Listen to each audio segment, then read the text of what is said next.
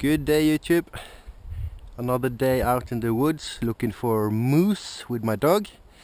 And today I'm carrying several EDCs, but I'm going to show you one that I haven't shown you, which I care for a lot, and that's the Kershaw Leek. This has been with me for ages. I carry it tip up, of course. That's what I like. This blade is freaking awesome. And the speed assisted things with the Kershaw, it works so good. It's so slick, it's so smooth. This knife is just awesome. I've been using it for everything, and I've been using it hard. It's razor sharp, easy to keep it sharp and stuff like that.